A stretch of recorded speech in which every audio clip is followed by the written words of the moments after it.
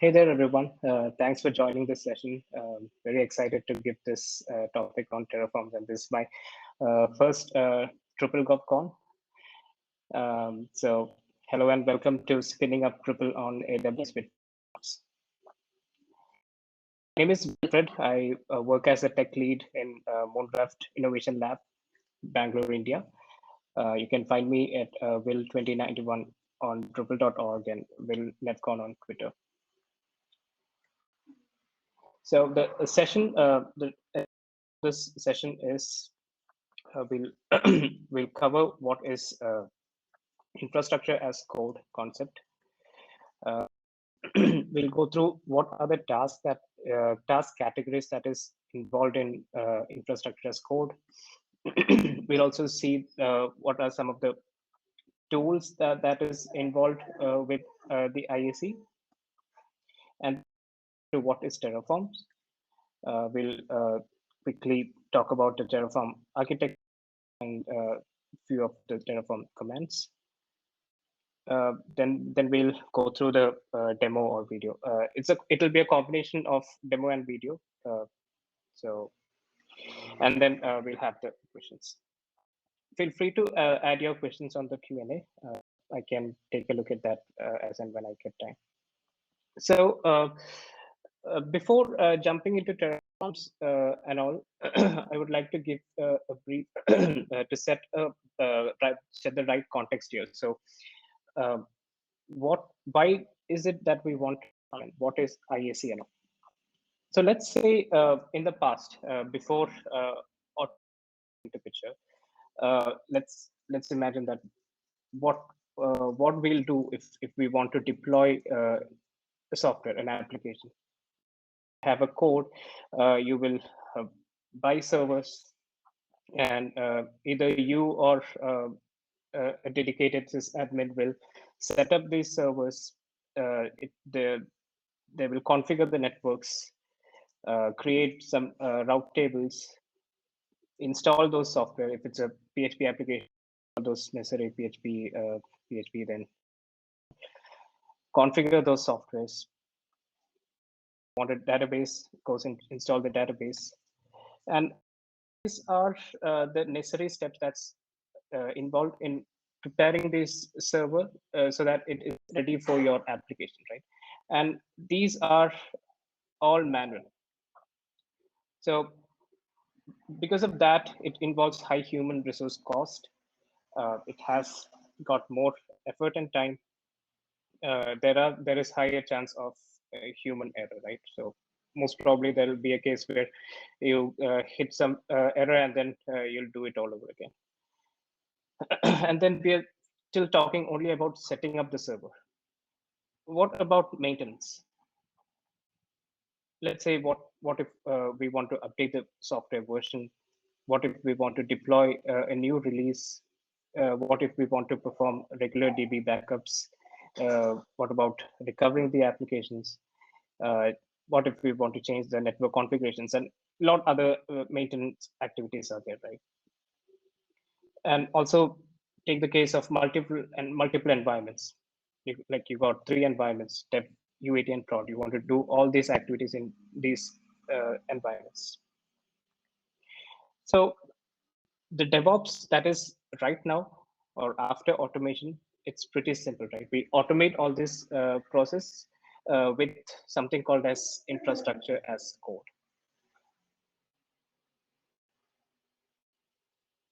So let's see what is infrastructure as code. So put in a very simple word, infrastructure as code is like automating all these tasks end to end, right? Let's say you have you're trying to automate this task when you want to you want your usual activities that your sysadmin or your operations team do. You're creating a program or an application, and you're trying to use that program to build your end-to-end activities involved in deployment or even provisioning your infrastructure, right? So infrastructure is a concept, and more than one tool that you can use to carry out these tasks. To name a few, these are Ansible, you have Puppet, you have Terraforms and CloudFormation. These are, and you might be having this question: why multiple tools? Can't I use a single tool? And to make you understand,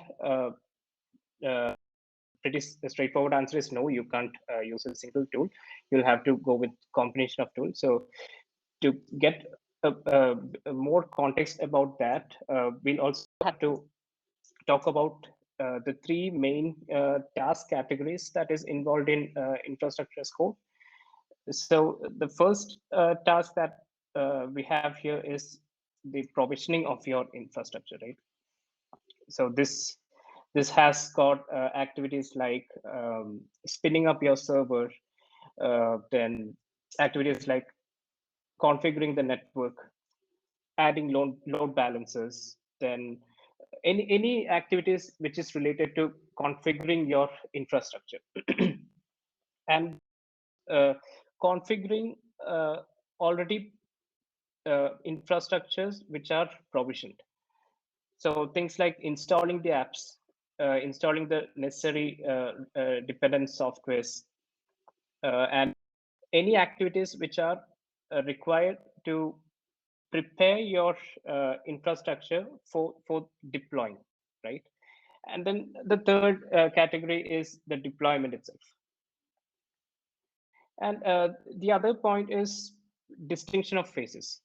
So to categorize, there are two phases: initial setup and maintenance phase. So in the initial setup phase, we have got provisioning and configuring, and then during the maintenance, we have got probably slight adjustments that we are going to make on the existing infrastructure, like adding or removing servers, etc.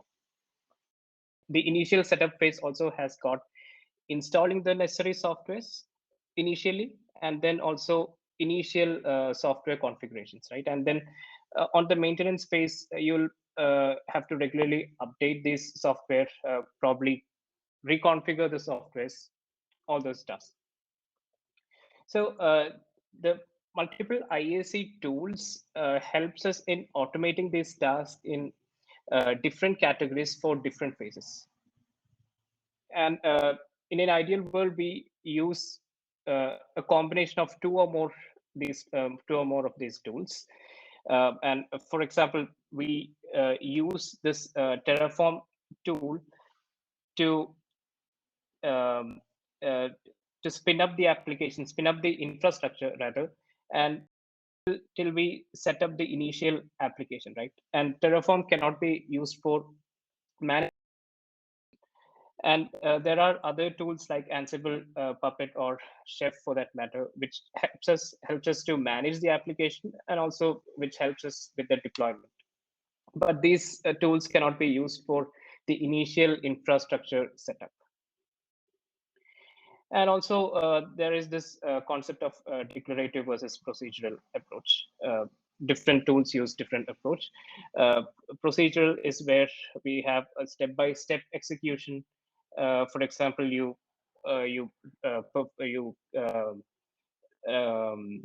say what all other steps that are required to execute, like creating a server, adding this server, and then making other changes. Versus a declarative approach is you just declare what you want. You declare the end result. If you just want to add two servers, you add two servers, and the rest will be taken care. So a few benefits of code or infrastructure as code is automation, version, know what is exactly going on with version control, There is an option for code review. You get an option to test, get an option to document your code, and then you can also reuse. So that's about the infrastructure as code concept. Now let's see what is Terraform. So Terraform is an open source IAC software tool that's created by HashiCorp, and it uses the HashiCorp configuration language HCL. It is open source, and this is a declarative language. So Terraform is a tool to automate and manage. It automates and manage your infrastructure. It automates and manage the platform itself, and also can automate and manage the services that run on that platform. So now we have about IAC. We have talked about some tools, and where does Terraform fit in all this? So Terraform is used to provision infrastructure. Now, if you recall, we have talked about the different categories of the IAC task, correct? So there is a provisioning infrastructure category. So Terraform is used whenever we want to provision the infrastructure. Things like creating a VPC. You can use Terraform for spinning up new servers. It can be also used to create the IAM user policies, even users, and then it can also be used to attach these policies to a certain user groups or a user itself. Install Docker, and you want all this to be done in a correct order. So Terraform manages that. And the other use case is managing existing infrastructure. Now, let's say that we have created a new infrastructure, and then you want to make certain modifications to that infrastructure. Let's take the case of an auto scaling group here. So you might want to increase the limit of the auto scaling group. You might want to add 3 or 4 servers to that auto scaling group. Now you can use Terraforms to do this activity. You might want to also modify some security configurations. You might want to remove some configurations. All this can be done easily with Terraforms, and this can be made even more seamless with the help of an automation, with the help of a CI/CD. So another use case is infrastructure replication. So in this case, let's take the example of a dev environment, which is up and running, which is ready, and you might also want to use the same infrastructure on prod, right? So you just use the same Terraform code that is currently running dev infrastructure. You just reuse that, and there you have a new prod environment. So how does Terraform connect to all this platform? For example, how does Terraform connect to AWS and then spin up a new EC2 instance, right? How does that happen? So to understand that, there are 2 main components that's involved in Terraforms. So the first one is core, and the second component is providers. The core is again having 2 input sources. That's the TF config, TF state. TF config is where the user specifies what resource exactly has to be spun up, or TF config is where the user configures the services, right? And the TF state, or the state input source, is where Terraform manages its current state. For example, when you're going to spin up a new EC2 instance, the Terraform checks its current state. If there is no EC2 instance, it just understands that a new instance has to be created. If there is an existing EC2 instance that the cloud, it just tracks those modifications, only those things which are going to be updated. Exactly that will be performed by Terraform, and that's happening through Terraform state. And Terraform all these activities, and then it checks what needs to be created or updated or destroyed.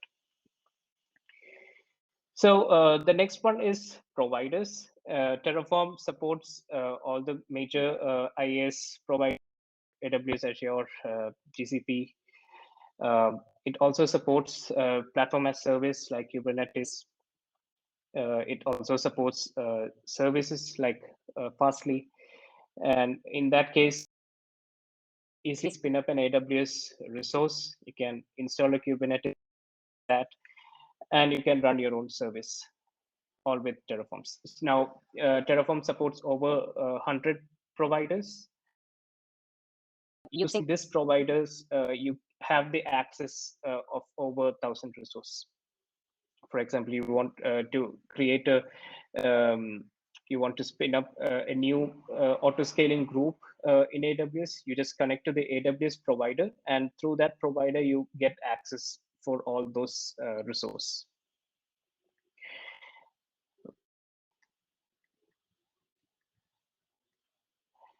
And here is an example configuration file, Terraform configuration file. On the first section, we can see the itself define the provider AWS, and with its region and is defined. And the second section is where we tell Terraform what resource to create. That is in this case, we create a VPC, and then when we run Terraform, it creates a VPC on that particular region. And this is another example of a Kubernetes provider. You create a Kubernetes namespace here.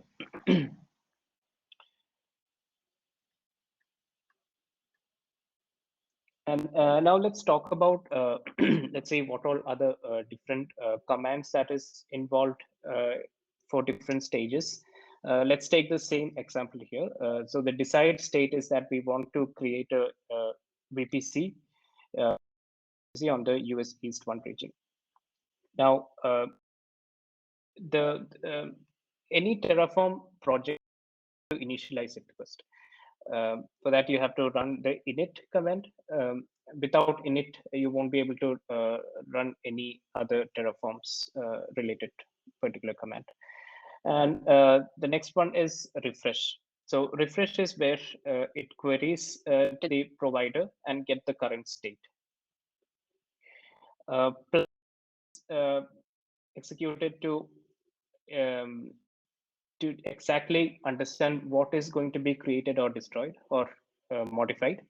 It's kind of a dry run before the actual execution. And apply is the actual execution of the plan. You can also use destroy to destroy all those resources. So yeah, so with that, that's the end of the presentation. Now let's move on to the demo. I'll be showing how we can create new AWS security groups, how we can provision a VP, how we can create a RDS instance with a MySQL database. I'll also be showing the provisioning EC2 instance, and then finally we'll set up Drupal 9 on that, and then all its dependencies. We'll also automate that with Azure DevOps. So let me switch over to my, where was that? So I have done a screen recording yesterday. So the problem is it's not Terraform. The spinning up of RDS instance takes a bit of time. It takes almost 10 minutes, 10, 15 minutes. So what is I've created a screen recording, and I'm going to open that. I'm going to play that recording, and shows exactly how these resources are going to be created on the AWS, and then explain about the Terraform code that is involved and everything. So first, let's hopefully you can see video here and start playing this. I can fast forward this as and when required. So this is my account. I'm in US East 1 region. And currently you can see there are no running instance either on EC2. I don't think we're able to see what you're showing. Oops. Okay.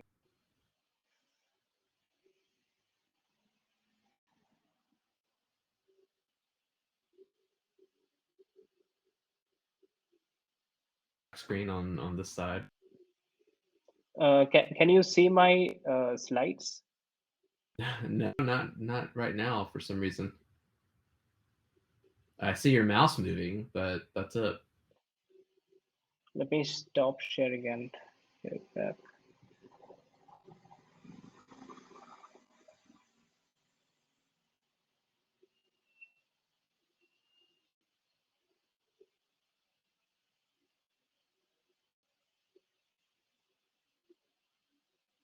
You can see my screen now, right? Yeah. And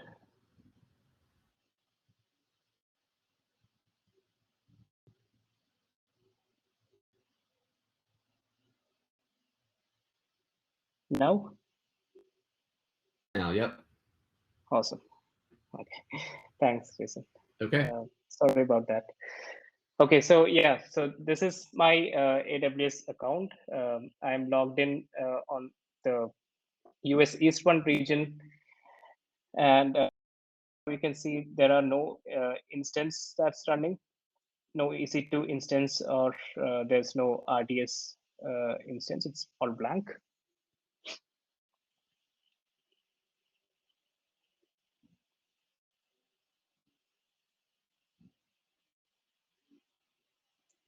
Fast forward this a bit. Yeah. So now I've logged into my Azure DevOps, and I'm pipeline, which we'll go through it after this video. And it has got two stages. One is the validate stage, and the second one is the apply stage. So validate is another Terraform useful command, which will validate all your code if there is any syntax error or things like that. So the first stage of our build has got validate, and in that it's got few tasks, like it will install the Terraforms, it will initialize the particular project, and it will perform the validate. Now the validation is a success, and then it moves on to the apply.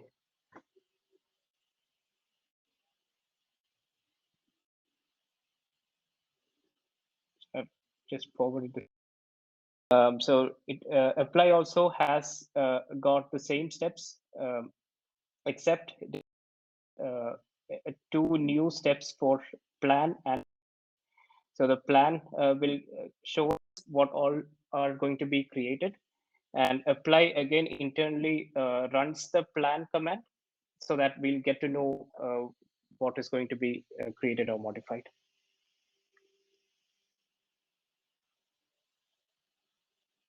So here, so let me, yeah, so this is how it will show what to be created or modified. And let me pause this. Yep, right here. So here there is a AWS DB instance that's going to be created. That is our RDS. and these are the configurations. And yeah, it's got MySQL 5.7. It's a subnet group that's going to be created, and then it's going to create the AWS Drupal instance. That's it.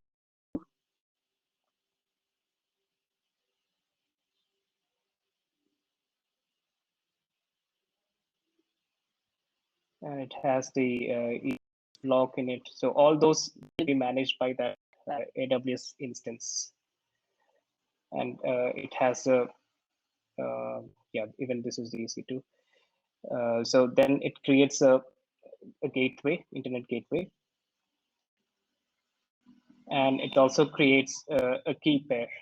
This is required to SSH to that server. And then it creates a route table.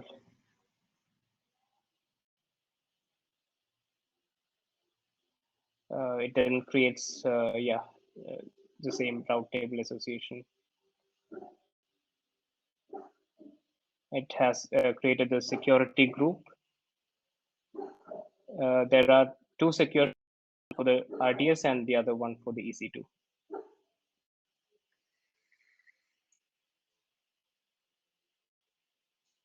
Yeah, then it creates a subnet. Yeah, all those things. So totally there are 14 resources going to be added.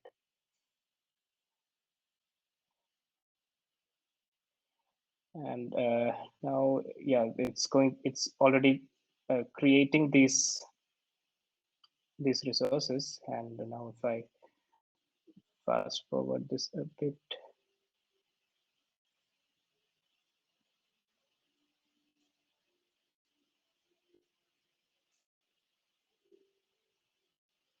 so it's still creating. Now it's creating the AWS instance. And at this point, it creates EC2, and now it's connecting to that server and then installing the Drupal. It's running all those necessary software installation like PHP, Apache. Then it's installing Composer, and it's running the Drupal installation. So it's downloading those packages. It's now at the point it created the Drupal. And now if we, once I refresh this AWS console, I'll be seeing a new EC2 instance that's running.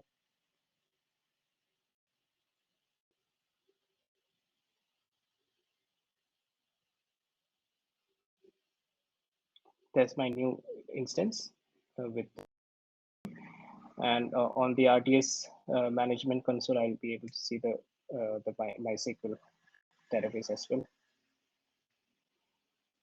And let's this video now. This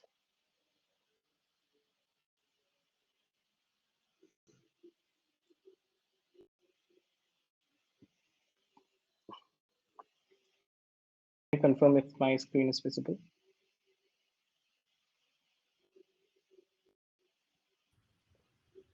Yes, I can see it. Okay, thanks. So yeah, so now I've switched to my browser, and this is the instance that was created, and you can see the key pairs that was added. This is required to connect to that server. You see the security groups, the two security groups that got created, the RDS rules and EC2 rules. Then yeah, and then you got the RDS instance with the MySQL database in it. And let's also see if yeah, this is the Drupal. Go to that instance. So copy this.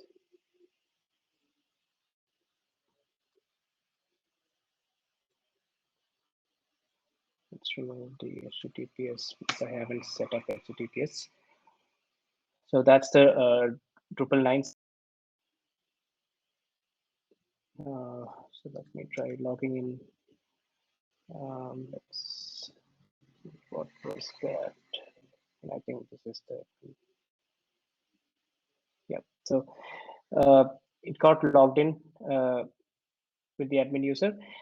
And now let's jump into the code, right? What is it that we have done to create this? So this is my repository, the Drupal Gov Terraform. This is the project, and the Azure pipelines YAML, scripts, configuration, and Terraform. So Terraform has got all those Terraform files which are required for provisioning and configuring the infrastructure. The main file here is provider.tf. So this is the file which tells Terraform what's a provider, and it also defines where is it that your TF state is going to stay. So you can either save the TF state, the terraform.tf.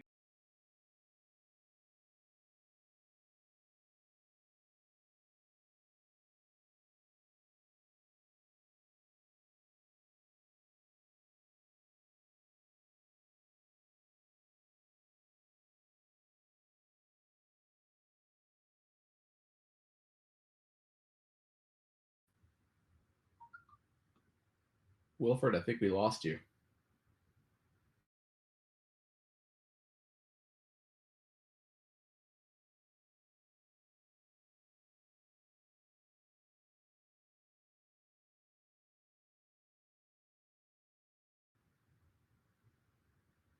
I'm guessing his internet went down, maybe.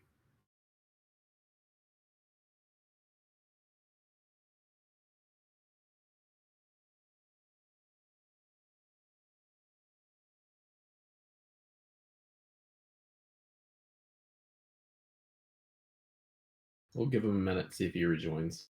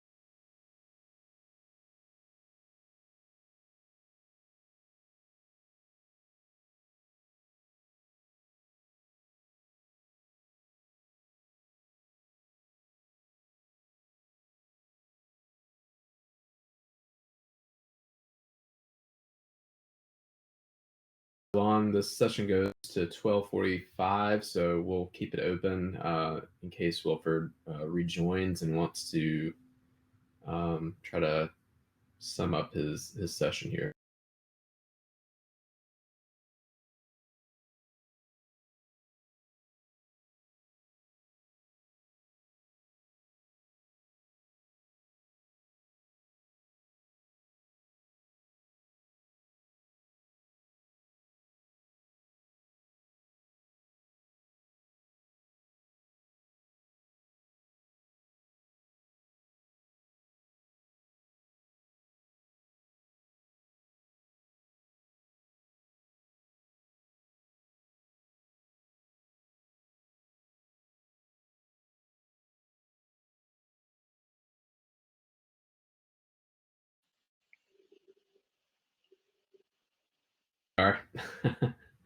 Oh, I got an internet outage here.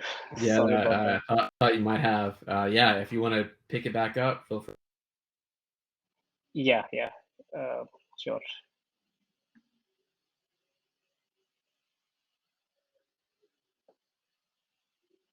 I don't know where did we miss it out. So this is my repository, the Terraform code, and I think we have covered what is provider.tf, and then the other important file is the variables.tf. Here we define those can be accessed anywhere inside the repository, which is globally accessed. Then vpc.tf, we create the VPC resource. So we just specify a resource and the name, AWS VPC, and then its required configurations. We create the route tables, etc. Then we also have a AMI.tf. So here, this is where we specify what version of Ubuntu is that what we want to install in the EC2 instance. And finally, we create the EC2 instance, and it has here it specifies what is the AMI, and the AMI, whatever is created in this, will be taken as an output variable and then will be provided here. The instance type will be taken from the variable.tf. You also have a key name that is the SSH key that is going to be created here, and that name is going to be added here. And the other part is it has got this provisioner files and remote execution. So the way the some scripts, setup scripts that we have here. This is required to install Drupal and its dependencies. So these scripts are going to be first copied to that particular server in temp, and then it's going to be executed on that server. It's going to run that setup.sh file with few arguments in it. And then there is also Apache vhost.conf that's going to be copied. So yeah, so this is how the software initial setup of the software is done with Terraform. Now, provisioner is not the recommended way of setting up the software. There are other ways that Terraform suggests. I recommend you to read that out. So this, yeah, and it also creates an RDS instance. There is an AWS DB instance. We just specify the type of DB, the version, and all that. Now, the next time, if I want to make any changes here, right now, if I want to run any, let's say that I'm going to make an edit here, and then probably I want to Drupal conf. So I'm changing the tag name here, and then let me commit that. So once I do that, my pipeline will hopefully start. Yeah, it's triggered. And at this point, Terraform just tracks those required changes. It doesn't create a new instance. Instead, it just updates those that particular tag, which is going to be updated.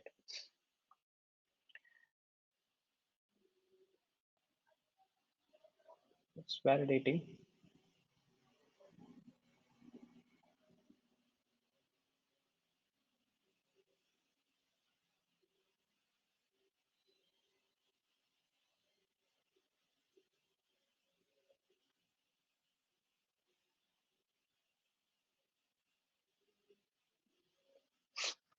It's going to the apply stage.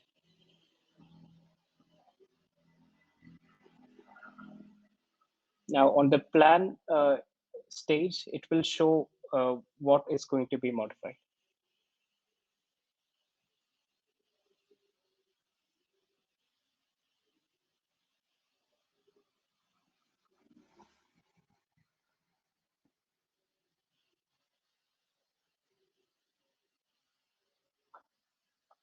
It's refreshing the state.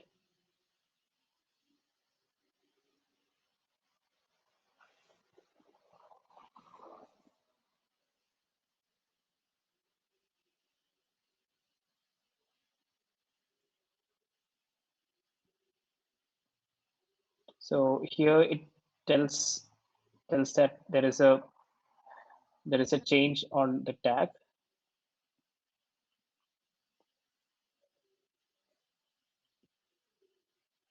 So these are some other changes which is by default, and now the actual change is this. The Drupal is going to be changed to this particular Drupal GovCon, and it shows there is one resource to be changed, 0 to be added. And when it applies, it just applies that particular change.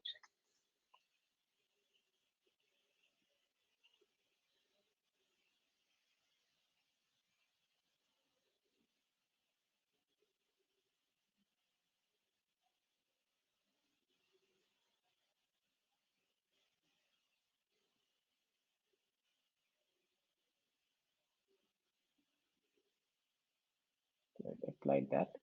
Now let's refresh our instance. Yeah, it's already there in Drupal GovCon.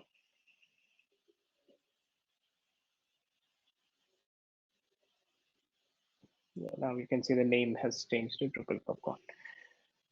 And the same way you can also, so I have a separate branch for destroy, and let me run that, run a new pipeline, sorry.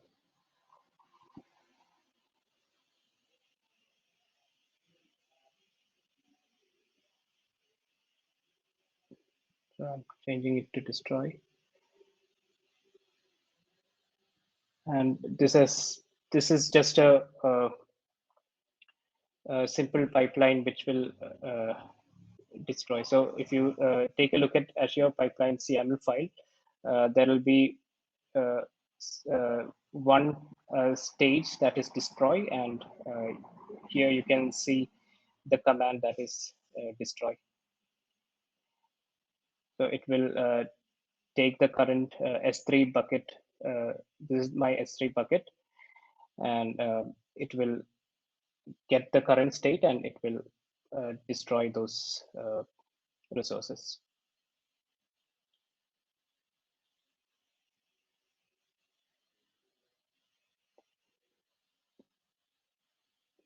I think that is, do we have any questions?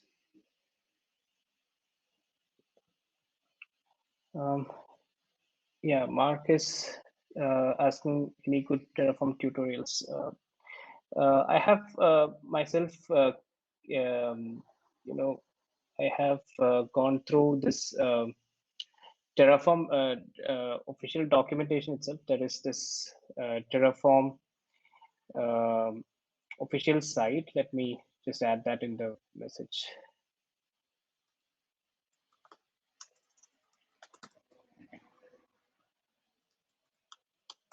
Registry. Yeah. It's registry.terraform.io.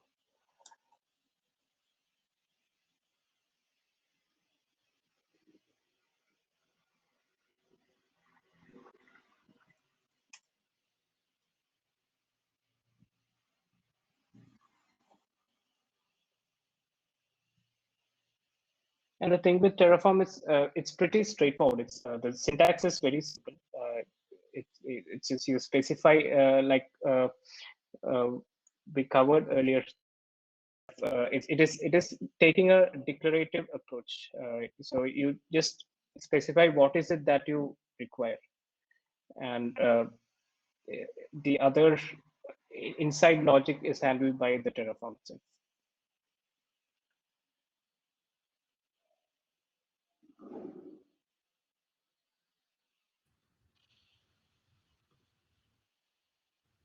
Okay.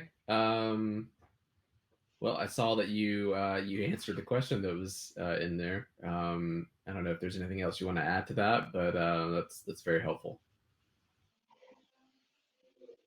Sure. Thanks, Jason. So here is what it's getting destroyed. So here you see that 0 to add, 0 to change, and 14 to be destroyed. So all our infrastructure can be destroyed. This will be very useful when you want to when you're doing some testing and things like that. So yeah, that's more like it. Do we have any other questions? It doesn't look like. Awesome.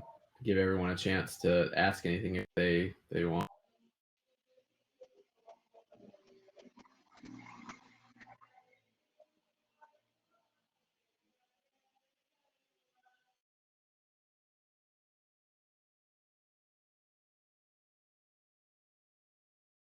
No questions, I think.